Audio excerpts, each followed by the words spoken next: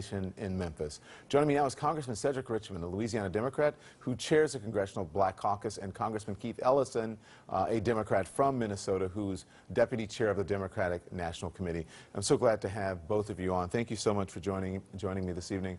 Representative Richmond, thank you, Don. We heard Jesse Jackson say that Martin Luther King Jr.'s spirit is alive. Do you see it? Do you feel it energizing the civil rights struggles of today? Absolutely. First of all, Don, you would not be where you are, and certainly Keith and I would not be where we are, but for him, but for his dream, and but for his legacy. And every time we see people come together, whether it's Black Lives Matter, whether it's the young people in their protest of gun violence and the plethora of guns on the streets, whether it's Colin Kaepernick taking a knee during the national anthem, that's King, and it's just in different forms, but it's people coming together to stand up to make this country a more perfect union. And in King's last speech, he talked about the fact that we had an obligation and a duty to protest to make this country a better country. Yeah, I'm going to talk more about Black Lives Matter and where you guys think the civil rights movement is going. But I want to bring you in, Representative Ellison. When you think about the state of politics right now, particularly around the issues important to minorities, are we losing ground in the fight for equality and justice, or gaining ground? Well, you know, we definitely have our challenges. If you compare 1968 till now, there's about 60% more people who are under the federal guidelines for poverty. The minimum wage, if you adjust for inflation, from 1968 would be almost $12 an hour. The federal minimum wage is $7.25. CEO pay, the workers in 1968 got about 20, well, CEOs got about 20 times more than the average worker, but yet today it's somewhere around 300 to 1. And so economically speaking, the fight that Martin Luther King was waging on behalf of poor and working class people, we can't deny that we have slipped. At the same time, we have made important strides on racial justice. You know, we did pass the 1965 Voting Rights Act, yet the Supreme Court tried to gut it. But, you know, folks are running for office every day. We're fighting in every day. We're making important political progress. But we have got to take a lesson from Martin Luther King about economic empowerment right, and fighting against poverty. Yeah. That's the important part, and building wealth really, I think, is one of the most important issues that we have to face, especially as a people. I do want to talk specifically about today, though, Congressman Richmond, because, and both of you are leaders in the Congressional Black Caucus, but in Congress, run by Republicans, with a president who even members of his own party say is insensitive to minorities, do you have a voice right now? Well, we do have a voice, and if you look at the spending bill that we just passed, we did some remarkable work, whether it was the $600 million that we added for Head Start to make sure that children in poverty have a chance to succeed through education and through opportunity, as well as the money for HBCUs and other things. We did a phenomenal job in fighting for and funding things that are important to help people who are on the bottom move up. And that's what the struggle and the fight is about, regardless of the president, his insensitivity, as Republicans would like to call it. I think it's more calculated. But we're still fighting. We have 48 members. We represent 78 million Americans, and only 17 million of those are African American. But Dr. King's dream and his fight was not just for African Americans. It was to make sure that you had true economic justice, as well as making sure that we end discrimination and all of those things. So his fight is still a real fight. We still have an awful long way to go to make sure that this country is a better country. And Keith mentioned it.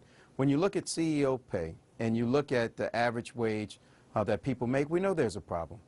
We're a great country. People can make as much as they want, but we do have an obligation that people who wake up and go to work hard and work hard for 40 hours a week, they should be able to sustain a family, and that is just not the case today. They shouldn't be living paycheck to paycheck. Representative Ellison, you know, the president's message to African Americans, remember on the campaign trail, you live in poverty, your schools are no good. What do we have to lose, huh? You have no, what do you have to lose? I mean, he calls Mexicans rapists. He made many racist and incendiary comments about Muslims.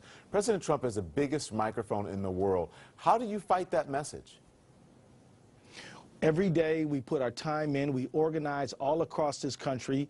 Black Lives Matter, the Parkland students. We have the DACA students, young people standing up for immigration justice. We add all of our collective voices together, because as much as we honor Martin Luther King, and we should and we do, Martin Luther King stands for the movement. He stands for all of the people who were pushed down by segregation, all the folks who worked hard every day, the woman who said, "My feet is tired, but my soul is rest," because she was protesting the Montgomery bus boycott.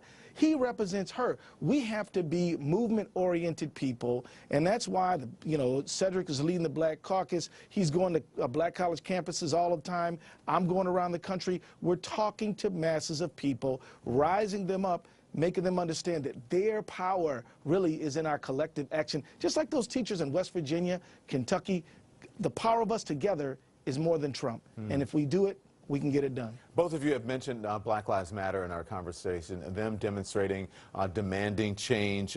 Is this what civil rights movement, is this what it looks like today? Is it effective? Well, I would say yes, and we have to remember that Dr. King started when he was 17, a student at Morehouse. He wrote his first letter to the editor to the Atlanta Constitution saying that blacks should have equal opportunity and equal rights as every American. So the thing I get out of it is that he started his activism at such a young age. So when we look at Black Lives Matter, the Parkland students, and others, I think it highlights exactly what his life was about. And when you talk about the president is the biggest voice in the nation. However, he's not the only voice. And the fact is that when people come together in a collective voice and fight together, that's how we win. And I'll just take another part of Dr. King's last speech. He said that when Pharaoh wanted to continue slavery in Egypt, what he tried to do is get the slaves fighting each other.